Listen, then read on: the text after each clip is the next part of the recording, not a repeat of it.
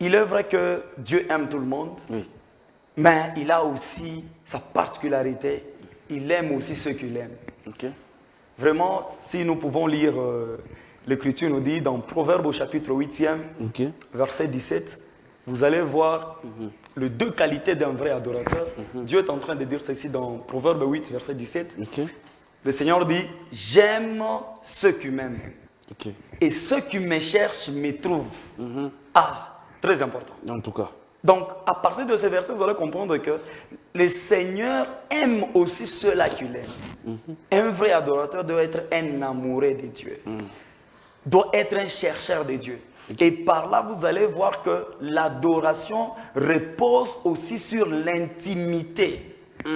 Parce que le fait de chercher le Seigneur, ça pousse à la personne d'entrer dans son intimité. Ok. Parce que c'est seulement celui qui est dans son intimité qui peut bien lui présenter l'adoration. Maintenant, comment entrer dans cette intimité-là? Voilà, comment entrer dans cette intimité-là, c'est ce que toujours Proverbe 8 a répondu. Ok. Il faut aimer le Seigneur de tout son cœur. Jésus a dit, tu aimeras le Seigneur ton Dieu de tout ton cœur, de toute ton âme, de toute ta pensée. C'est-à-dire, ton amour pour Dieu te fait entrer dans son intimité. Parce qu'il dit, j'aime ce qu'il aime. Donc, le fait que tu aimes le Seigneur, lui également, il t'aime. Directement, tu partages un lien d'amour, un lien d'amitié avec lui.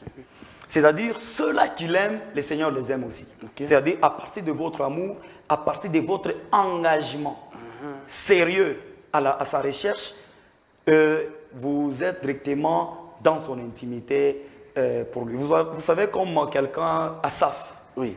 le psalmiste, hein? Les Lorsque psalmistes, vous oui. lisez Asaph, Oui. le psaume chapitre 42, Ok. Asaph est en train de dire « Mon âme a soif de Dieu ». De Dieu.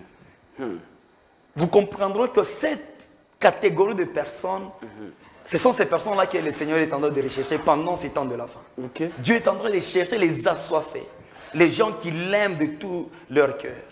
Pas les gens qui sont distraits, les gens qui aiment deux fois le monde et ils aiment Dieu. Tu aimes de films impurs et tu aimes également l'Église. Donc, c'est incompatible. Quelqu'un qui a un cœur partagé, il ne peut pas aimer Dieu. Parce que l'amour de Dieu consiste en ce que nous puissions lui confier tout notre cœur, toute notre attention.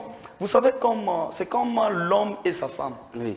L'homme a besoin de l'attention De sa femme. Oui.